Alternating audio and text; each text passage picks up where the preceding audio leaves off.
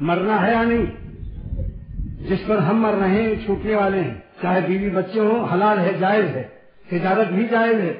مگر تمام جائز چیزیں ایک دن ہم سے چھوٹنے والی ہیں۔ ان جائز چیزوں پر مولا کی محبت کو غالب رکھو۔ پانی کتنا ہی زیادہ ہو مضر نہیں کشتی کے لیے، بشرطے کہ پانی کشتی میں داخل نہ ہو۔ آپ کی دنیا آپ کے لیے کچھ مضر نہیں، کھرب پتی ہو جائیے، ارب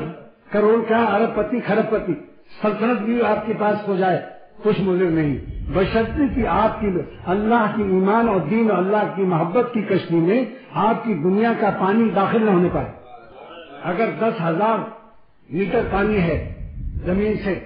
10,000 میٹر، مگر کشتی اوپر جا رہی ہے، پانی نیچے رہے تو کشتی چلے گی، لیکن اگر پانی اس کے اندر داخل ہو جائے تو ایک نوکر رکھا جاتا ہے کہ جو ڈبے سے پانی نکالتا رہتا ہے کشتی سے، وہاں تو نوکر نکالتا ہے، یہاں آپ کا آقا نکالے گا، شیخ۔ آپ خانقاہ میں جائیے تو دل میں کتنا پانی آیا ہوا ہے دنیا کا، دیکھیں گے آپ انشاءاللہ کہ پانی نکلا ہوا ملے گا۔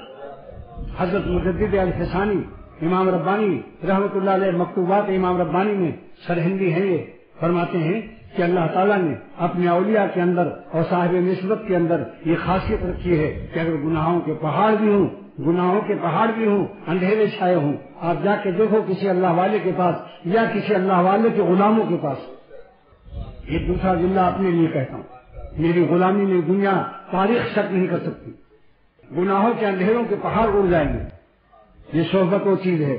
اے سائنسدانوں اور اپنی سائنس پر ناز کرنے والوں، تم دیسی آم کو لنگڑا آم بنا کر فخر کرتے ہو، تم نے ایک پودا کو ایک پودے سے بدل دیا، انسانیت تو نہیں آئی اس کو،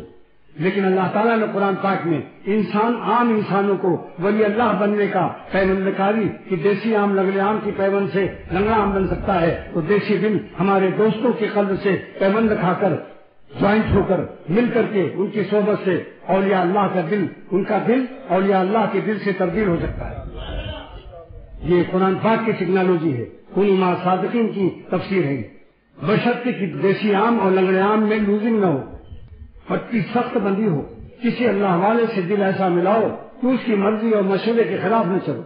مشورے کے خلاف پرہیزی کرنے والا صوفی یہ ظالم ہے اور لوزنگ اس کی ڈھیلا تعلق ہے۔ زبان سے عاشقی کے یہ خدمت بدنیہ یہ عاشقی نہیں ہے،